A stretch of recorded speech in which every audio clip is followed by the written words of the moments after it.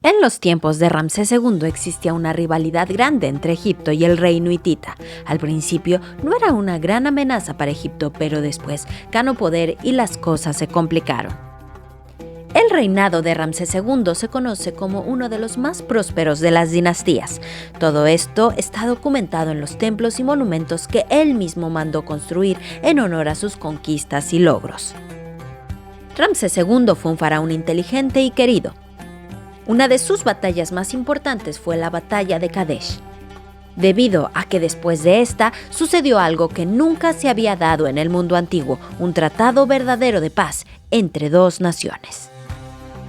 En el año 1274 a.C., el quinto año del reinado de Ramsés II, salió de su ciudad Pi-Ramsés, que significa la casa de Ramsés, hacia la ciudad de Kadesh, actual Siria. En aquel tiempo, Kadesh, gobernada por los hititas, era una ruta comercial muy valiosa. El rey hitita de ese tiempo era Muwatalli II, que reinó entre los años de 1295 al 1272 a.C. En aquellos tiempos, el reino hitita tenía batallas internas, rebeliones en Arsabá. También el rey tenía miedo del ascenso de Ramsés II al trono, porque desde el principio tuvo la fama de ser muy dinámico y el Levante y Siria estaban muy cercanos a Egipto. Entonces, el rey hitita decidió mover su capital, que estaba en Hattusa, la trasladó a Tarhuntasa, mucho más al sur. Esto no le garantizaba estar lejos de los egipcios, al contrario, estaba más cerca, pero más lejos de los Cascas, que era un pueblo de la Anatolia, considerado una gran amenaza para los hititas. Muwatalli II, por su cercanía con Egipto, había hecho algunas incursiones seguidas al territorio egipcio. Esto hizo que fortaleciera a Kadesh. Y es por eso que Ramsés II al principio creyó que eran inofensivos, pero al empoderarse comenzó a ser una amenaza grande para Ramsés II. Seti I, el padre de Ramsés II, que reinó entre los años de 1290 a 1279 a.C., él había resuelto el problema de Palestina y Kadesh, tomándolas para Egipto, pero al salir victorioso no tomó ninguna medida para considerar el poder en esas ciudades, porque en realidad no consideraban tan peligrosos a los hititas en ese tiempo.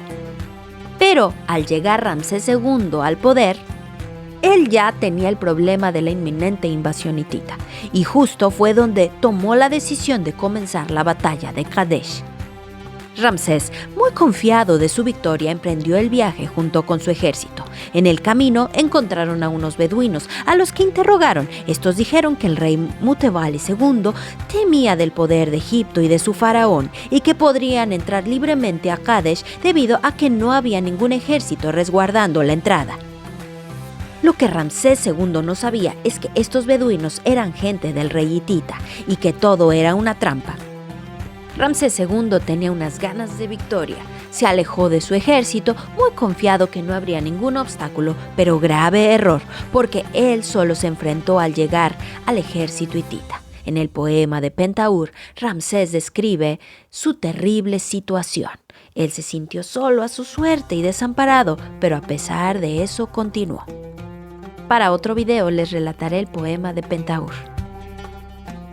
La división Ptah alcanzó a Ramsés II y Ramsés dirigió a la división de Amón. En ese momento muchos de las fuerzas hititas, debido a que tuvieron que retroceder, se ahogaron, pero el rey Muwatalli II seguía a la delantera, pero por alguna extraña razón decidió no comprometer a su ejército en ese momento, pero sí se quedó dentro de la ciudad.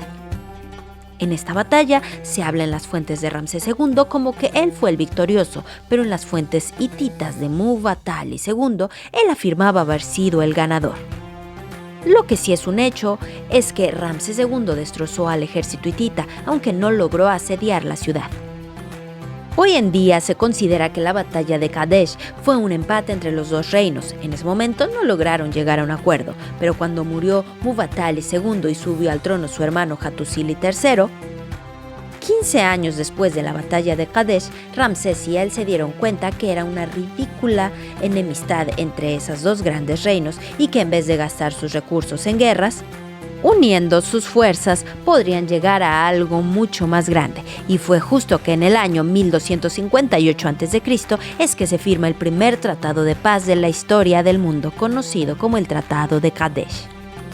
Y para sellar con broche de oro este tratado, después de unos años, Hattusili III le dio en matrimonio a Ramsés II a una de sus hijas llamada Madhor-Neferura. Aunque en el año 2550 a.C. ya existía en Mesopotamia el Tratado de Mesilim, entre las ciudades de Umma y Lagash, este no era de paz.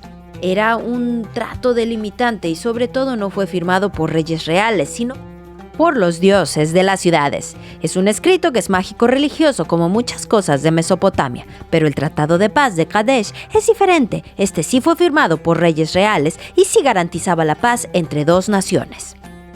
Los hititas y egipcios, gracias a este tratado, se beneficiaron por mucho tiempo. Los hititas enseñaron la metalurgia, que en aquel tiempo era desconocida para los egipcios, y los egipcios enseñaron sus técnicas de agricultura.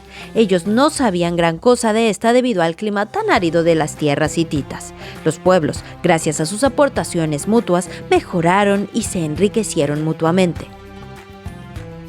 Respetaron el trato hasta el final del Imperio hitita, y de hecho quedó estipulado que cualquier enemigo de Egipto era enemigo hitita y también viceversa, y hasta el final tuvieron una relación estrecha y muy diplomática. Y esto ha sido todo por hoy, espero que lo hayan disfrutado tanto como yo, y de esto me queda muy claro que no hemos aprendido mucho de la historia. Aquí se muestran dos grandes civilizaciones, realmente civilizaciones. Así que pues recuerden que compartir conocimiento también es una forma de bondad. ¡Hasta pronto!